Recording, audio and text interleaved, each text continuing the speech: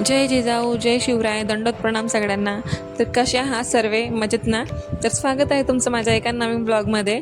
तर सुंदर अशी सकाळ झालेली होती. म्हटलं चला आता थोडंसं फिरता फिरता ब्रशही होतो आणि बाकीचे कामही होतात. आज पण पोरांना स्कूल होती म्हणून त्यांची तयारी करायची होती. आता सगळे कामं आटोपताय ना आपल्याला खूप उशीर होऊन जातो माहिती आहे का घरामध्ये.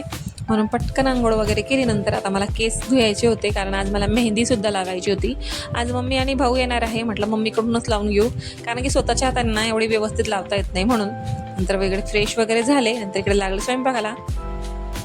आता त्याची ना पनीरची भाजी खूप फेवरेट आहे. माझ्या भावाला पनीरची भाजी वगैरे खूप आवडते, पण आम्ही आज थोड्याशा वेगळ्या पद्धतीची करून बघते. आता ही जी रेसिपी आहे ना मी यूट्यूबमध्येच बघितली आहे. म्हटलं चला आता तर ट्राय करून बघूया. आपण शाही पनीर किंवा काजू पनीर, मटर पनीर खूप वेळा बनवली आहे मी आणि तशीच त्याला आवडते. आता म्हटलं ही पण ट्राय करून बघते आवडते की नाही. तर पण चवीला खूप छान झाली होती. नंतर खाऊन बघितली होती. तर नंतर कढईमध्ये तेल घातलं आणि कांदा घालायचा, अद्रक लसूणची पेस्ट घालायची, मोहरी घालायची आणि व्यवस्थित कांदा परतू द्यायचा.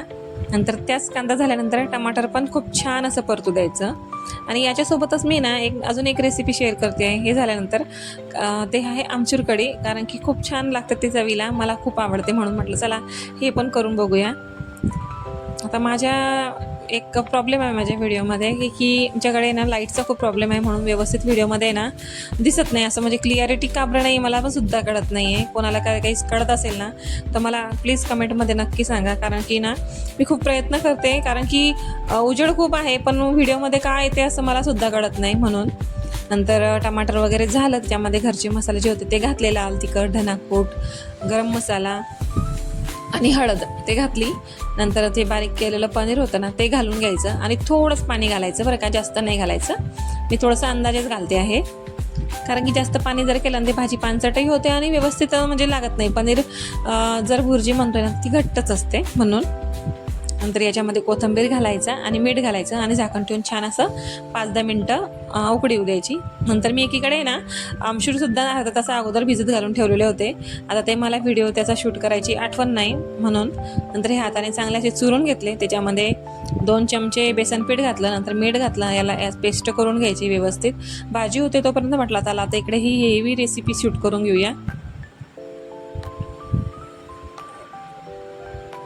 चांगलं मिक्स करून घ्यायचं आणि नंतर एका पातेल्यामध्ये ना जिरे मोहरीची फोडणी घालायची, मिरची घालायची आणि थोडे शेंगदाणे वगैरे घालायचे आणि व्यवस्थित तेही परतू द्यायचं. आणि जी आपण पेस्ट केली होती ना ती घालून घ्यायची आणि अद्रक लसूणची पेस्ट पण घालायची, खूप छान लागतं चवीला.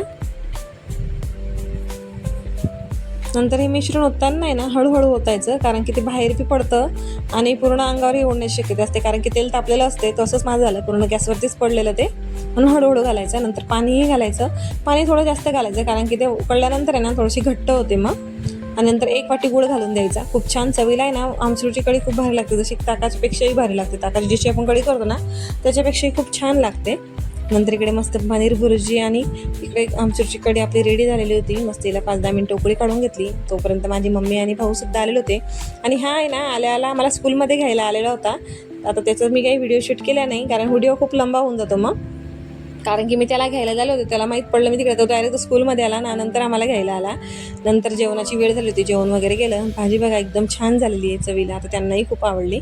नंतर म्हणून मम्मीला पटकन मला मेहंदीसुद्धा लावून दिली, कारण की मम्मीची आजची मेहंदी ना मम्मी जेव्हा येते तेव्हाच मी हे कुटाने करत असते, कारण की मग दुसरं कोणी लावून द्यायलाही नसतं आणि व्यवस्थित लावून मला जमत नाही हाताचे, म्हणून तिच्या हाताने मला करून द्यावं लागतं ते. नंतर पूर्ण केस होते ना दुपारच्या वेळेस मी सर्व धुवून घेतले व्यवस्थित. खूप छान कलर आलेला काळ्या रंगाचा. आणि तेवढ्यातच मम्मी म्हणे आम्ही निघतो, कारण की खूप वेळ झालेला होता त्यांना येऊन.